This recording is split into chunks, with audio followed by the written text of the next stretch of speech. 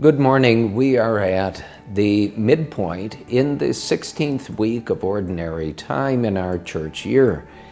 And as I began last week, so we will begin this week taking each of the 7 capital sins and briefly reviewing what does the church teach us about each of them, but also what is the opposite virtue which we ought to be cultivating in our life, just as we ought to be avoiding at all costs falling into these very serious sins. So the first of the capital sins is pride.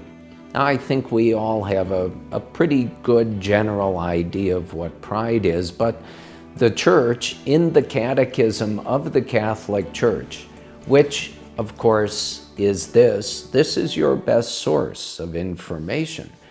And the church in the glossary gives a very succinct but clear definition of what pride is. It first says it's one of the capital sins, but it goes on very briefly to say that pride places one's own self-esteem, self-worth as absolute, and because of that, puts us literally in competition with God Himself.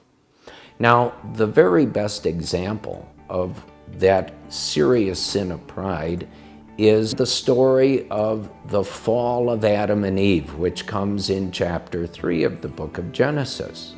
They wanted to be just like God, make themselves God's equal, and therefore become gods unto themselves. And so, again, keeping in mind that these capital sins have their foundation in the 10 Commandments themselves, and what God is telling us, revealing us, is forbidden. Pride, obviously, is a violation of the first commandment of God. I am the Lord thy God, thou shalt not have other gods before me, including me making myself God's equal, and therefore excluding the one true God from my life and me trying to take His place. Now, the virtue, which is the opposite of pride, is humility.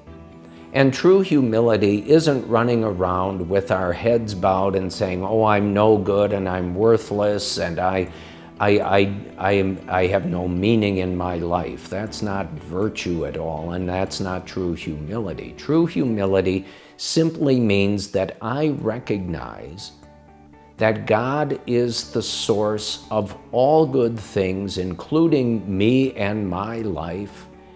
And in acknowledging that, I also acknowledge that I am wholly and entirely subject to and dependent on God. And I express what I understand in that humble gratitude, both in my prayers and in my daily actions, whether they're deeds or my thoughts or my speech.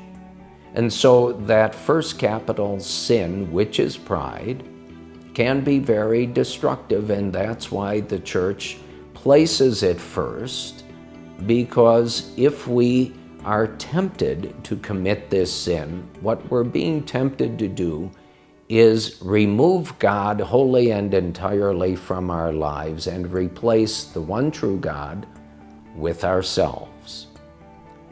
May God bless you during this week in our church year, and may you continue to grow in your own faith, hope, and charity.